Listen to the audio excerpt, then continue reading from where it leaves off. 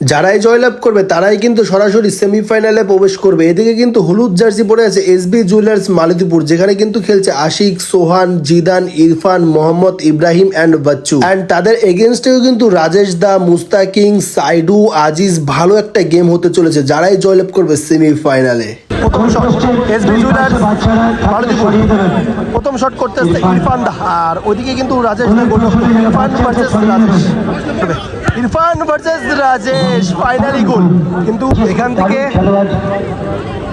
দলের হয়ে first shot করতেছে আজিজ, অ্যান্ড ওইদিকে কিন্তু গোলরক্ষক আছে আশিক দা। আশিক, আজিজ ভার্সেস আশিক। আজিজ কি করলো এটা, আজিজ মিস করলো কিন্তু এখান থেকে। অ্যান্ড এসবি জুয়েলার্স মালতীপুর তারা কিন্তু এক গোলে এগিয়ে পড়লো।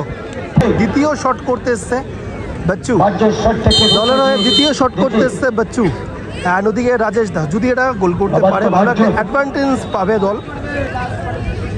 বাচ্চু ভার্সেস রাজেশ, অ্যান্ড বাচ্চু কি করলো এটা, আবারও মিস। তৃতীয় শট মানে লাস্ট শট করতেছে সাইডু, অ্যান্ড ওদিকে কিন্তু আশিক, সাইডু ভার্সেস আশিক, শেষ শট বলতে পারো, তৃতীয় শট দল। সেখান থেকে গোল করতে হবে সাইডুকে।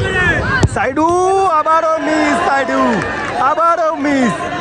জুয়েলার্স মালতীপুর করতেছে সাদ্দাম সেমিফাইনালে। সাদ্দাম অ্যান্ড গোল, ভালো গোল। এখান থেকে সরাসরি সেকেন্ড সেমিফাইনালে প্রবেশ করলো এসবি জুয়েলার্স মালতীপুর।